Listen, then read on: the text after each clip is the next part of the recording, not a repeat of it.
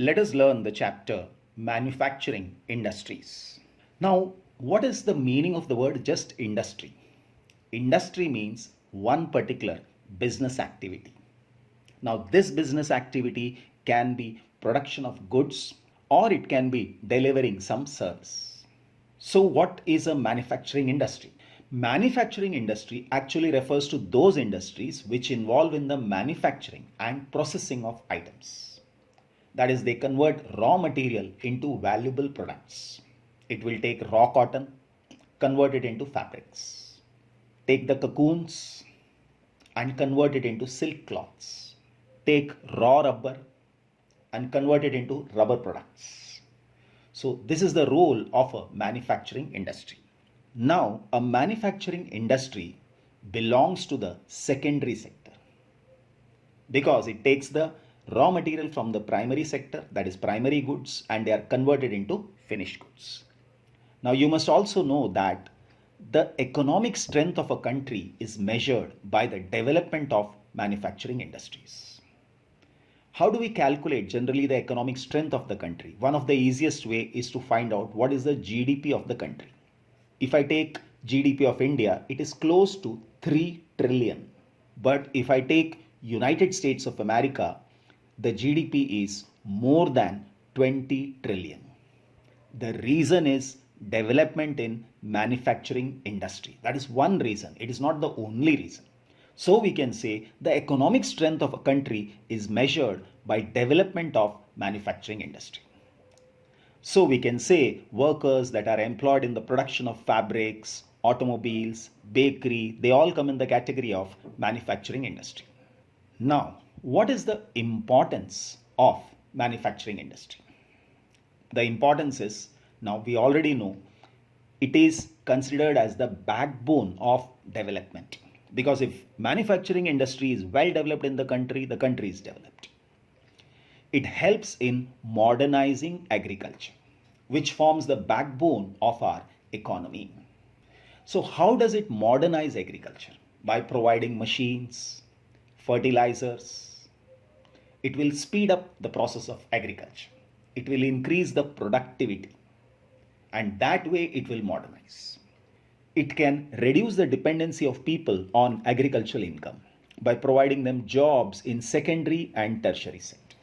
So that the people who are already in agriculture, they can shift into secondary as well as tertiary. If I take any developed country, it is just 1 or 2% of the population involved in agriculture.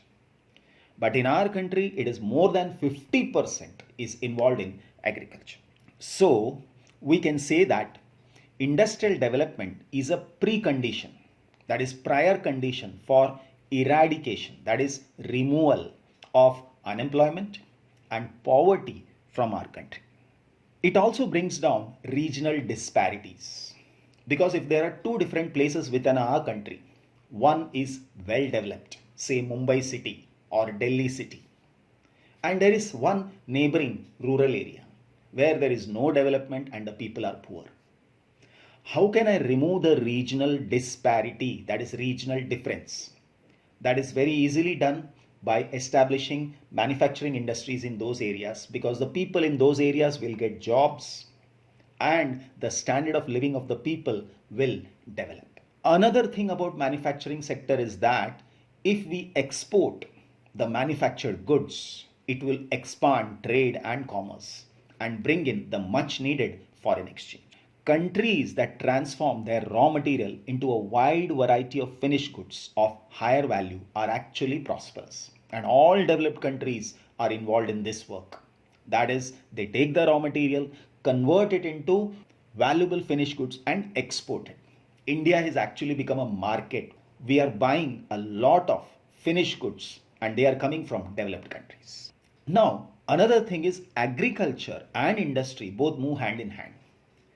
Because industry will provide machines and fertilizer to agriculture, and agriculture will provide raw material to the agro-based industries. And in this way, they move hand in hand. In the present day world of globalization, we are living in a global world. Means what? Today, whatever we are using in our day-to-day life, we are very well aware it is coming from different part of the world. Similarly, whatever is produced in our country is going to different part of the world. That's why we are living in a world of globalization. So when we are living in a world of globalization, the goods that we produce should be of a good quality. It must be at par in quality with those of the international market. Only then we can sell it in the international market. Now, what is the contribution of industry to national economy? Actually, it is 27%. When I say 27%, the share of the manufacturing sector is only 17%. So rest 10%, what is that? It is actually coming from mining, quarrying. Quarrying means removing stones, like Rajasthan is for marbles or Karnataka is for granite. So when you are removing it and utilizing it, that work of removing is what is quarrying. Then even production of electricity or gas, all this is 10%. Okay. So in our country, the share of manufacturing industries is only 17%. But when you take just some Southeast Asian countries, like it is Indonesia, Malaysia, Philippines, so there it is between 25 to 35. That is much more than India. So we need to work upon it. The trend of the growth rate in manufacturing over the last decade has been around 7%. So the growth rate is around 7%. But we are targeting 12%. Now, how are we going to achieve this target? For this, what the government has done is establishing the National Manufacturing Competitiveness Council. So this has been set up with an objective to achieve this target of 12%. Now we shall talk about industry, setting up an industry. If I want to localize an industry, set up an industry, what are the factors? So first thing is availability of land, but then it is raw material. So there are many industries that are raw material oriented industry. Means such industry must be established near the place where raw material is available. Supposing it is sugar industry, it should be established near the place where sugarcane is available. Because sugarcane is heavy and bulky. And when it is being processed, it loses weight. That is, if I take 10 trucks of sugarcane, finally I will get only 1 truck of sugar. So it is advisable that this industry should be set up near the place where raw material is available. Same is with iron and steel industry. There also the raw material is heavy and bulky. And when it is processed, the weight will come down. Then it is labor. So wherever an industry is set up, cheap and skilled labor should be available. But in our country, laborers do migrate also. So we can get them. Then it is capital, a very important factor. Money is required for running any factory, any industry. Transport facilities, market. Now in economics, the word market means demand. So I will start an industry only when there is a demand, there is a market. So there must be availability of market. Then it is government policies. I have to see I'm starting an industry, that's fine, okay. But is it so that the government is in favor of it? If the government is not in favor, the taxes will be high, there will be many restrictions, it will be difficult to run the business. But if the government is favoring it, just say government favors textile industries in India. The reason is it provides employment to a lot of people. And if someone is starting a textile industry, means he is solving the problem of unemployment in the country, government is in favor of it. Like that. So I should check out the government policies. So when all these things are available, based on that, I will set up an industry at a particular place. Some industries should be set up near the cities, actually. Electronic industries are always set up near the cities. Automobile industries are again set up near the cities because cities are well connected by roadways, railways, waterways. They are close to the market because market means, I said, demand, and city has a big market. Now, industrialization and urbanization, they go hand in hand. When I say industrialization, what do I understand? Industrialization is development of industries in a country or region on a wide scale. And urbanization is the increase in the proportion of people living in the town or cities. Now, let us understand industrialization and urbanization go hand in hand. How come? Cities provide market and services. such as banking, insurance, transport, labor, consultancy, financial advisors, all these things. Many industries tend to come together to make use of the advantages offered by the urban centers. And this is known as agglomeration economies. So when a set of industries come together close, they are referred to as agglomeration. So gradually a large industrial agglomeration takes place. So a lot of industries come together. The reason is they will all get those facilities together. They can make use of the facilities that are available in a particular area. In this way, a city develops and industries also develop in that area.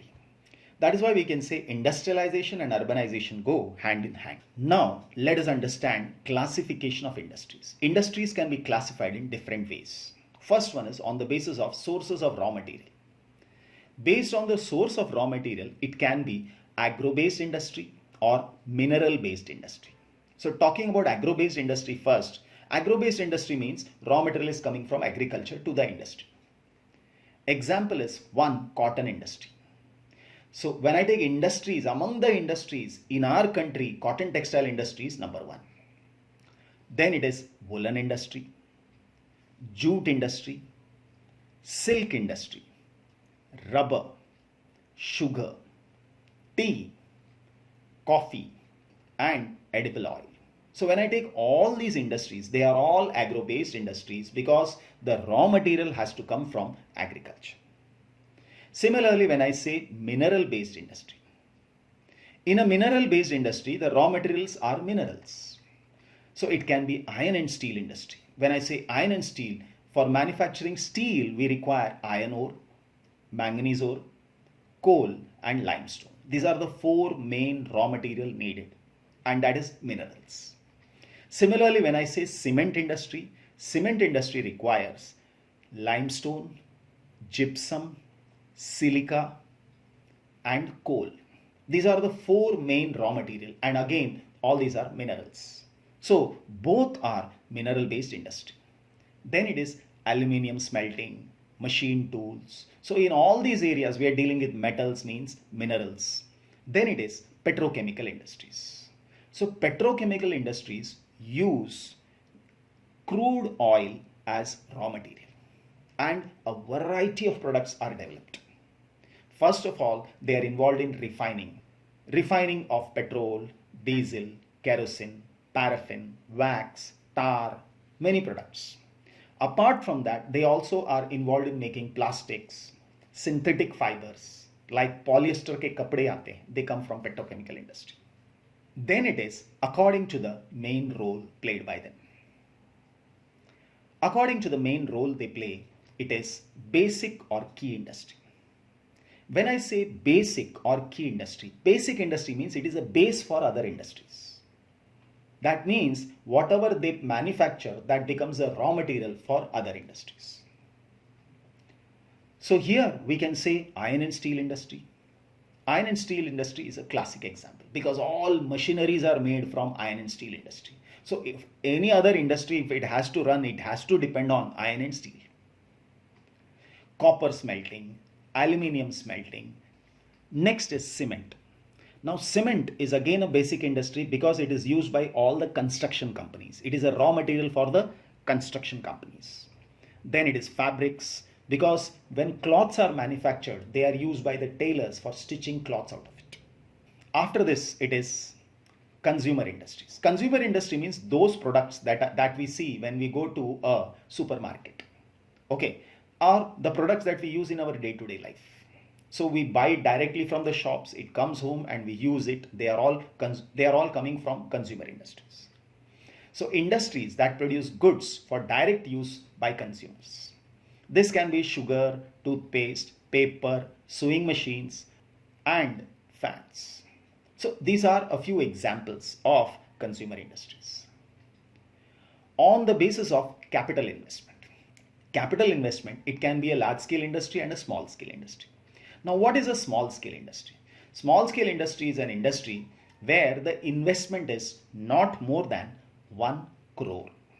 Now, this amount actually keeps changing, but right now, whatever is there in the books is 1 crore. On the basis of ownership.